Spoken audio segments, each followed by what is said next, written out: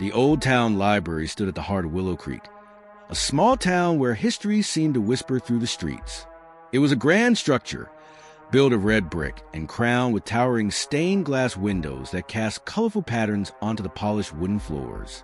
The library had been around for over a century, and despite the passage of time, it remained a sanctuary for knowledge, a haven for the curious. When Evelyn Carter arrived as a new librarian, she was eager to breathe new life into the place. At 27, she had spent years buried in books, earning her degree in library sciences, and had long dreamed of running her own library. This was her chance. The moment she stepped inside, she was overwhelmed by the scent of old paper, ink, and polished oak, a scent she had always found comforting. The staff, though few in number, welcomed her warmly. There was Mrs. Hensley, the elderly assistant who had worked there for nearly 40 years, and young Peter, a college student who helped out part-time. Both spoke fondly of the library's history, sharing stories of past librarians, including the tragic tale of Margaret Holloway, a librarian who had perished in a fire decades ago. Evelyn found herself fascinated by the story. According to Mrs. Hensley, Margaret had been a dedicated librarian who had loved books more than anything. One night, a mysterious fire had broken out in the archives, destroying part of the library. Margaret had never been found, and though her body was presumed to be lost in the flames, some whispered that she had never truly left the library. Evelyn brushed off the notion of ghosts and spirits, but her curiosity was piqued. In her first week, Evelyn noticed something peculiar.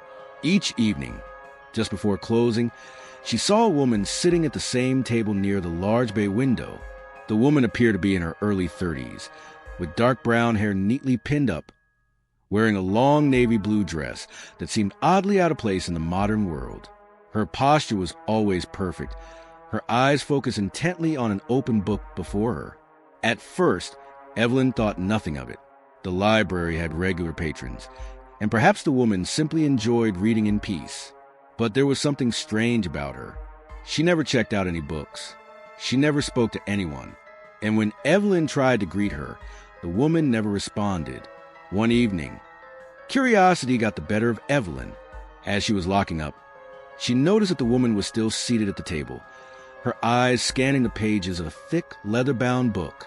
"Excuse me, miss, but the library is closing," Evelyn said gently.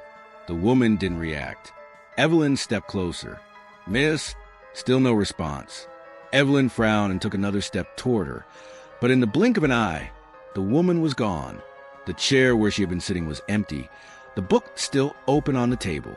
Evelyn's breath caught in her throat. She had been watching the woman the whole time. There was no way she could have left without being seen. Her heart pounded as she reached for the book.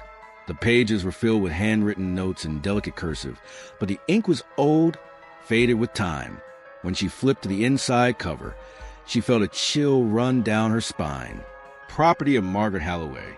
That night, Evelyn couldn't sleep. She spent hours researching Margaret Holloway, digging through old newspaper articles and library records. She found an old black and white photograph of her, and her breath caught when she realized it was the same woman she had seen at the table. The same high cheekbones, the same piercing eyes, the same elegant presence. Was it possible? Could Margaret's spirit still be lingering in the library? Determined to find answers, Evelyn decided to stay late the next night. She set up a chair near Margaret's usual table and waited. The minutes crawled by, and as the clock struck midnight, a whisper of cold air brushed against her skin. And then she was there. Margaret appeared, just as she always did, reading her book as though nothing else in the world existed. Evelyn's heart pounded, but she summoned her courage and spoke. "Margaret?" This time, the woman paused. Slowly, she lifted her gaze, her eyes meeting Evelyn's. A moment of silence passed between them before Margaret spoke, her voice barely more than a whisper.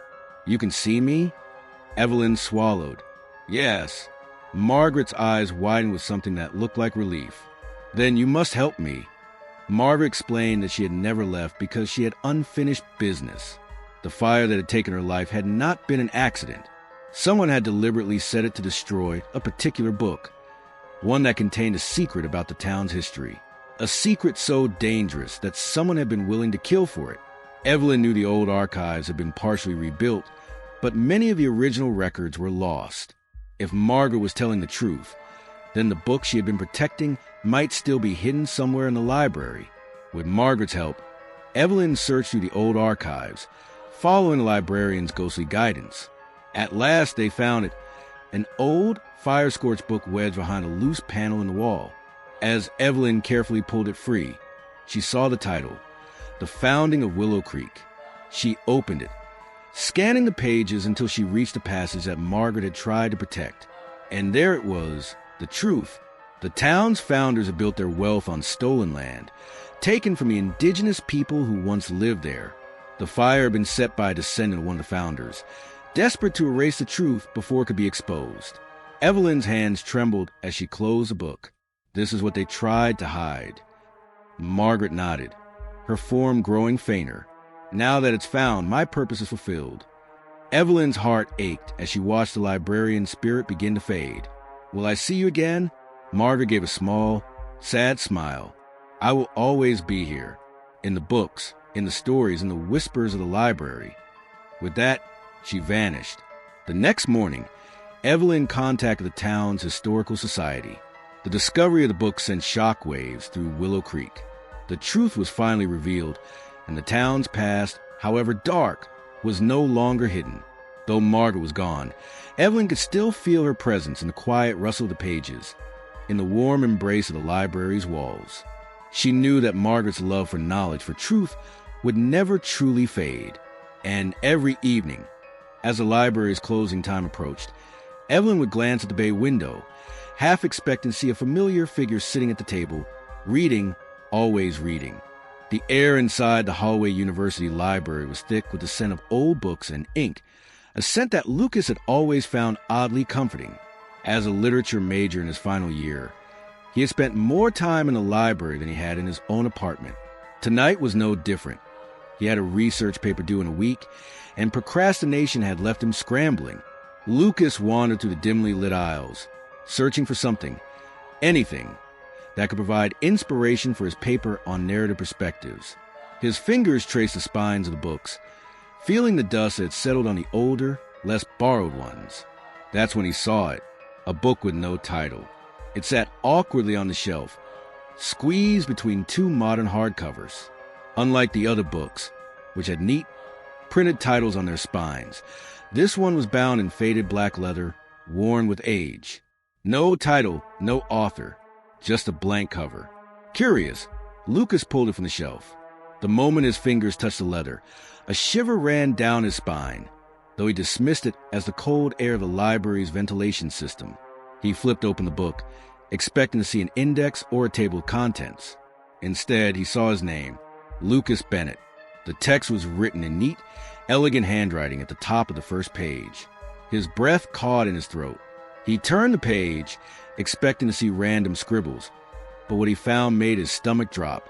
Lucas Bennett walked through the dimly lit aisles of the Holloway University library, searching for a book to inspire his latest research paper. His fingers traced the spines, settling on an old black leather book with no title. He pulled it from the shelf, unaware that his life was about to change forever. Lucas slammed the book shut, his pulse pounded in his ears. The words on the page described exactly what he had just done. Every action, every thought. How was this possible? A trick, he reasoned. Maybe someone had set him up. But how? He glanced around, but the library was nearly empty. The few students who remained were too engrossed in their own studies to notice him. Slowly, hesitantly, he reopened the book and flipped to the next page. His hands trembled as he opened the book again, desperate for an explanation. But deep down, Lucas knew he had just found something far beyond his understanding. Something that had been waiting for him. His breath hitched. This was impossible. Books didn't read people. Books didn't write themselves. And yet, here it was, his life recorded in ink. Despite his fear, Lucas couldn't stop reading. He flipped through the pages, watching as his life unfolded in real time. Every movement, every word he whispered under his breath, appeared on the pages a second after he did them. It was as if the book was narrating his existence. But then, something changed. The book started revealing things about him. things he had never told anyone. Lucas often dreamed of the night his father left, though he never spoke about it. He remembered the heavy rain, the sound of his mother crying. He told himself he didn't care, but deep down he did. He always had. Lucas's hands clenched around the book. No one knew that. He had never shared that memory with anyone, not even his closest friends. He flipped ahead frantically, skimming through the pages, and then he saw something that made his blood run cold. Lucas Bennett will die at exactly 3:17 a.m. tonight. His heart pounded in his chest. His eyes darted to the clock on the library wall. 1:42 a.m. Lucas's breath came in short gasps. This had to be a joke. Someone was messing with him. But how could they have written his every move before he even made it? He needed to get out of there. Grabbing his backpack, he sprinted for the exit, the book still clutched in his hands. He shoved open the library doors and stepped into the cool night air. The campus was eerily quiet, the streetlights casting long, ghostly shadows on the pavement. He considered throwing the book away, burning it even, but a gnawing feeling in his gut told him that ignoring it wouldn't change his fate. He had to know more. He needed to understand. Lucas sat on a bench under a flickering street lamp and flipped to the next page. Lucas fled the library, heart hammering, but he knew deep down that there was no escaping fate. The book had found him for a reason. It had chosen him. A chill ran down his spine. Was this really fate, or was there a way to change what was written? He turned the page. At 2 a.m., Lucas will receive a phone call from an unknown number. He won't want to answer, but he will, and the voice on the other end will tell him the truth. His eyes snapped to his phone just as it began to ring. Lucas's hands shook as he stared at the screen. Unknown caller. Every part of him screamed not to answer, but the book had been right about everything so far. With a deep breath, he pressed the answer button. Hello. A pause. Then a voice low and distorted. You found it. Lucas's throat went dry. Who is this? The book. You found it just like I did, and just like the others before us. Lucas's grip on the phone tightened. What do you mean? Who are you? I don't have time to explain. Listen to me carefully. The book doesn't just predict the future. It controls it. Whatever it writes will happen. You have one chance to rewrite your fate. Lucas's mind raced. How? Write in the book. Change the story. But be careful. The book doesn't like to be rewritten. The call ended. Lucas stared at his phone, then at the book. His heart pounded. Could it really be that simple? With trembling hands, he pulled a pen from his bag and opened the book to the last page. He took a deep breath in. With all the courage he could muster, he wrote, Lucas Bennett will live to see another day. The ink shimmered for a moment, then bled into the page like fresh wounds. The words shifted, rearranging themselves. Lucas Bennett will die at exactly 3:15 a.m. His breath hitched. The time had moved up. His attempt to change fate had only made it worse. Panic surged through him. He had to think. He had to outsmart the book. Taking another deep breath, he steadied his shaking hand and wrote again. Lucas Bennett destroys the book. The curse is broken. He is free. The book trembled in his hands. The pages rustled violently, as if resisting his words. A deep, inhuman whisper filled the air, the voice of something ancient and unseen. But then, the ink stopped moving. The book stilled, and the final words solidified on the page. Lucas Bennett closes the book for the last time, and it never writes again. Lucas exhaled, his entire body trembling.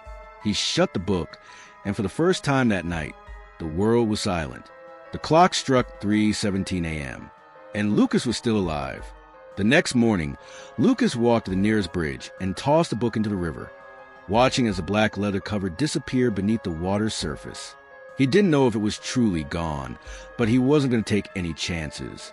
From that day on, he never set foot in the Holloway University library again, and he never picked up another book without checking the title first.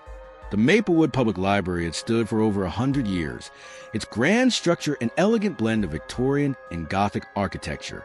Among its towering bookshelves and endless rows of literature, the library held more than just knowledge. It harbored secrets. Emily Hart had been recently hired as the new head librarian, an opportunity she had dreamed of for years. The moment she stepped into the grand library, she felt an inexplicable connection to it, as if the building itself was whispering to her. For the first few weeks, everything seemed ordinary. She organized book returns, helped students with research, and attended to quiet visitors who sought solace in the library's dimly lit reading corners. But something felt off. There were small, unexplainable occurrences, books shifting places when no one was around, the sound of pages turning in the dead of night, and the faint scent of candle wax lingering in the air. One evening, while closing up, Emily noticed an old man sitting in the farthest corner of the library. His attire seemed outdated, like he had stepped out of another era. His long fingers traced the pages of an ancient book, and he seemed deeply engrossed. "Sir," Emily called softly, "the library is closing." The man didn't respond. She hesitated before stepping closer. "Sir, it's time to leave." The moment she reached for his shoulder, a gust of air swept through the room, and the man simply vanished. The chair where he sat was empty, and the book he had been holding lay open on the table. Her heart pounded as she stared at the book. It was open to an old map of the library, but it wasn't like any map she had ever seen. This one showed secret passageways hidden within the walls. Emily couldn't sleep that night. The map lingered in her mind, tempting her with its mystery. Could it be real? Had she imagined the man? The next morning, she arrived early and retrieved the book. She traced the map's details with her fingertips, studying the intricate lines that indicated a hidden passage behind one of the bookshelves in the restricted archives. Determined, she made her way to the archives. The section was off limits to visitors, housing fragile manuscripts and texts deemed too rare for public handling. Emily walked along the rows of ancient tomes, searching for anything that matched the map's markings. Then she found it, a shelf, slightly misaligned with the others, bore an engraving similar to a symbol on the map. Taking a deep breath, she pressed against it. A soft click echoed through the silent library. The bookshelf shifted, revealing a narrow stone passageway. A cold draft swept over her, and the scent of old paper and something metallic filled the air. Heart pounding, Emily grabbed her phone for light and stepped inside. The passage was lined with stone walls, damp with age. The deeper she walked, the quieter the world above became. After a few minutes, she reached a wooden door. Unlike the rest of the library, this door looked untouched by time, its polished surface gleaming under the dim light. Swallowing her fear, she pushed it open. The room beyond was breathtaking. Ancient books lined the walls, volumes older than any she had ever seen. In the center of the room stood a wooden desk with a single, unlit candle and a quill resting in an ink pot. The most striking feature, however, was a portrait hanging above the desk. It was the old man from a night before. A plaque beneath the portrait read, "Arthur Holloway, first librarian of Maplewood Library." Emily felt a chill run down her spine. Arthur Holloway had been the library's founder. According to history, he had mysteriously disappeared over a century ago. As she approached the desk, she noticed an open book filled with handwritten entries. Unlike the library's catalog, these weren't book listings. They were names. Hundreds of names. Each name had a date beside it, some as recent as a few months ago. Emily flipped through the pages, her breath catching in her throat when she reached the final entry. Emily Hart, March 15th, 2025. Her blood turned to ice. That was today.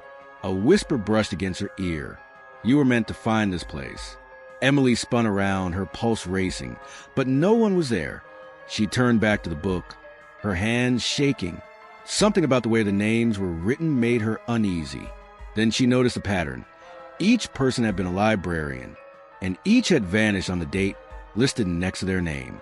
Panic surged through her. She needed to leave. Now, Emily bolted for the door, but it slammed shut before she could reach it. The air in the room grew thick, the candle suddenly igniting on its own. Shadows stretched along the walls, forming shapes. Figures dressed in old-fashioned clothing, librarians from different eras. A voice echoed through the chamber. "Guardians of knowledge must make a choice. Stay, and become part of the library forever, or leave and forget. The shadows loomed closer. Emily's breath came in ragged gasps. "I don't understand," she cried. "The library must always have a keeper." The voice whispered. "Choose." Tears welled in her eyes. "Stay and become a guardian of the library, or leave and forget everything." The thought of abandoning this hidden history, this wealth of knowledge, was agonizing, but the idea of being trapped, of vanishing like the others, was worse. "I choose to leave," she whispered. A heavy silence filled the room. Then the shadows retreated and the candle flickered out. The door creaked open. Emily ran through the passageway, her heart hammering against her ribs. The moment she stepped back into the archives, the bookshelf sealed itself shut behind her, erasing any sign of the hidden room. Her head ached, a deep fog settling over her thoughts. She tried to recall what had just happened, but the details slipped away like a fading dream. Had she been looking for a book? Or had she been searching for something else? She glanced down at the open book on the table, the same one the old man had been reading, but now it was blank. Shaking her head, she sighed and closed it. It was time to lock up the library. As she walked away, the book's pages fluttered open one last time. A single name appeared in elegant script. Emily Hart, the librarian who chose to forget. The Blackwood Public Library was an architectural masterpiece, built with towering stone walls and adorned with Gothic spires. It had stood for over a century, housing some of the rarest books ever collected. But to the townspeople, it was more than just a library. It was a place of whispered rumors, of secrets buried within its endless rows of bookshelves. Eleanor Davis had always loved books, so when she was offered the position of assistant librarian, she accepted without hesitation. The library felt like home, a place where she could escape into the pages of history and fiction. However, she soon realized that the Blackwood Library was unlike any other she had worked in before. It started subtly. At first, she noticed books appearing on tables without anyone having checked them out. Then came the whispers, faint, indistinct murmurs that seemed to echo from the shelves when no one else was around. Eleanor chalked it up to an overactive imagination. After all, libraries had a way of making sounds carry in strange ways. But then, the voices started calling her name. One evening, as Eleanor was re-showing a collection of historical texts, she heard it, her name, spoken softly from the end of the aisle. "Eleanor." She froze. The library was empty. She had locked the doors an hour ago, ensuring that all patrons had left. Swallowing her nerves, she turned toward the sound. "Hello?" she called, stepping cautiously between the shelves. Silence. Shaking her head, she convinced herself it was nothing more than the wind slipping through the cracks in the old walls. But as she turned to continue her work, a book fell from the shelf beside her, landing at her feet with a dull thud. She knelt down and picked it up. The title read, "Echoes of the Past." It was an old, leather-bound volume she didn't recognize. When she flipped it open, she saw a single handwritten sentence scrawled across the first page. "They are waiting." A chill ran down her spine. She quickly placed the book back on the shelf and decided to leave early that night. As the days passed, the whispers grew more persistent. Eleanor tried to ignore them, but the sensation of being watched never left her. The books continued to move on their own, some even appearing on her desk with pages marked. It was as if something or someone was trying to show her something. One night, determined to get to the bottom of it, she stayed after hours. With a flashlight in hand, she walked through the library, listening carefully. The whispers guided her steps, growing louder as she neared the rare book section, a place rarely visited due to its fragile collection. Then she saw it, a single bookshelf slightly ajar, revealing a narrow gap behind it. Heart pounding, she pushed against it. The shelf swung open, revealing a hidden passageway leading downward. A wave of cold air rushed past her, carrying the scent of aged parchment and something more metallic, something that smelled like rust or blood. She hesitated, but curiosity won over fear. Slowly, she descended the stone steps, her flashlight barely piercing the darkness. At the bottom, she found a room filled with bookshelves, dust-covered tables, and a massive ledger resting on a podium in the center. She approached the ledger and opened it. Inside were rows of names, each followed by a date. The most recent entry made her breath hitch. Eleanor Davis, March 18th, 2025, her own name. Today's date. A sudden gust of wind slammed the passage shut behind her, plunging the room into darkness. Eleanor's pulse quickened as she spun around, searching for a way out. That's when she saw them. Shadows shifting in the dim light. Figures standing between the shelves, watching her with hollow eyes. She staggered back, pressing a hand over her mouth to keep from screaming. A voice echoed through the chamber. "You shouldn't have come." The shadows moved closer, their translucent forms revealing tattered clothing. Librarian uniforms from different eras. One of them, a woman with kind but sorrowful eyes, stepped forward. "We were the keepers of knowledge, just like you," she whispered. "And now we are bound to this place." Eleanor shook her head, panic rising in her chest. "I don't understand." The woman gestured to the ledger. "Every librarian who has discovered this room is marked. Once the name is written, there is no escape."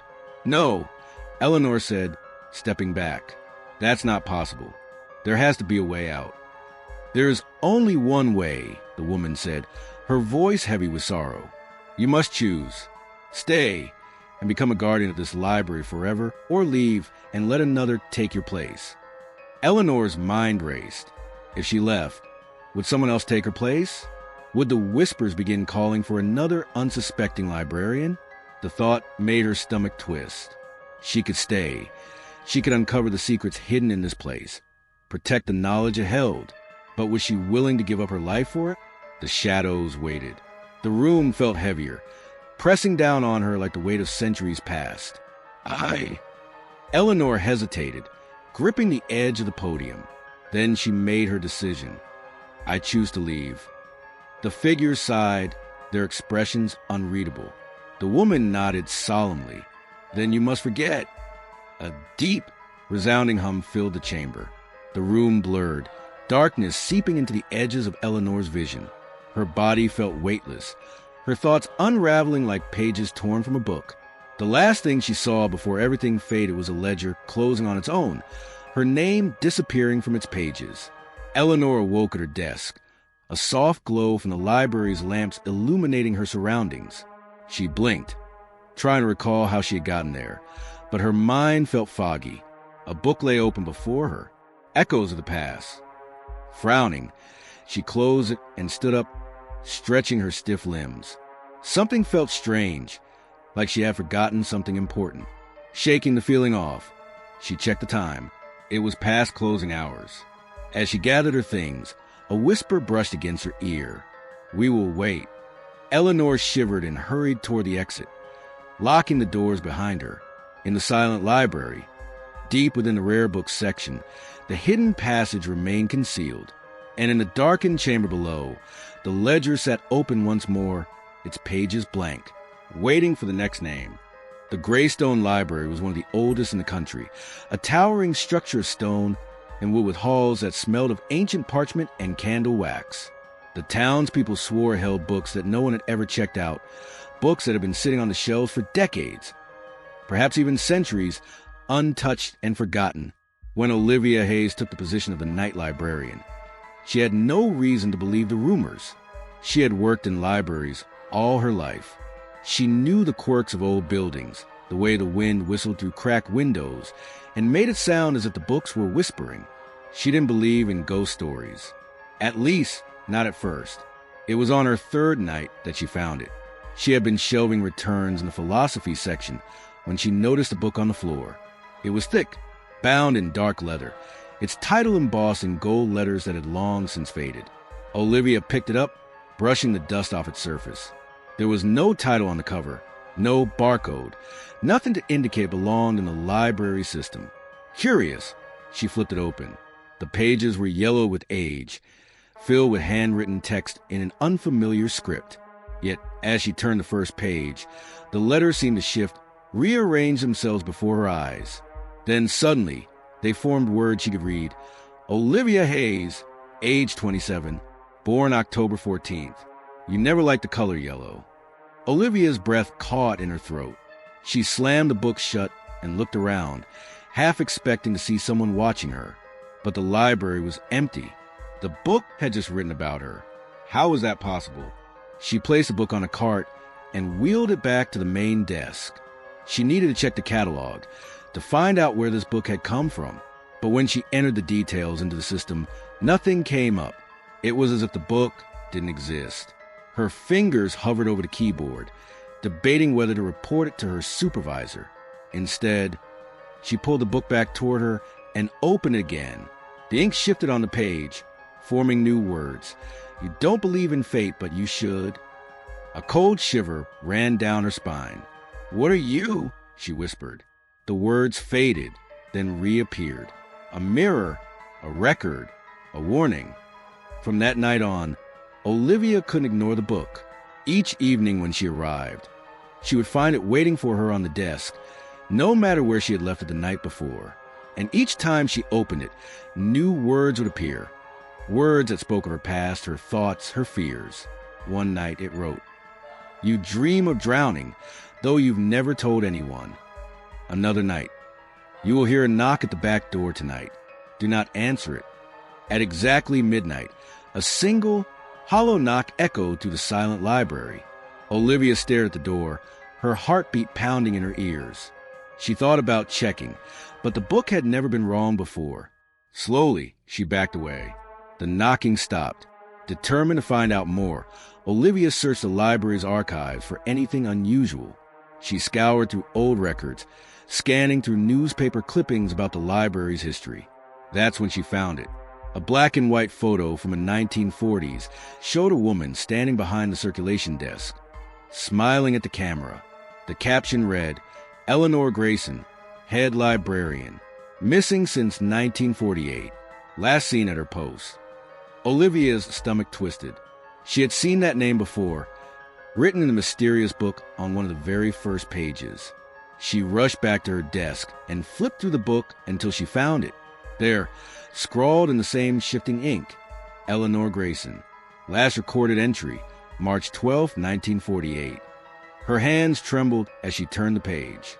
Below Eleanor's name was a new entry, one that hadn't been there before. Olivia Hayes. Last recorded entry, TBD. Panic surged through Olivia's veins. The book wasn't just documenting her life. It was recording her fate, just like Eleanor's. No, she wasn't going to end up like that. She grabbed the book, her first instinct to burn it, to destroy it. But as she ran toward the fireplace in the reading lounge, the ink scrawled new words across the pages. "Fire will not save you." Olivia gritted her teeth. "Then what will?" The ink shifted again. "Leave the library. Do not return." She hesitated. Was that even an option? Could she just abandon her job and pretend none of this had happened? Then the words changed once more. Eleanor didn't listen. The air in the library grew heavy, pressing against Olivia's chest. The shadows between the shelves darkened, stretching toward her. She bolted. She didn't stop running until she reached her car. Fumbling with her keys, she started the engine, her breath coming in gasps. As she pulled away from the library, she glanced in the rearview mirror. The library windows were dark, except for one. In the second-floor window, a figure stood watching her, its silhouette barely visible against the dim light. She didn't look back again. Olivia never returned to the Greystone Library. She moved to another city, found a new job in a bookstore instead. But the book never left her mind. Months later, while browsing an online archive, she checked the library's employee records. There was a new name listed under Night Librarian. She whispered a silent apology for whoever had taken her place. And deep within the library, on the desk where Olivia once sat, the book lay open. A new name had appeared on its pages, and the ink was still wet.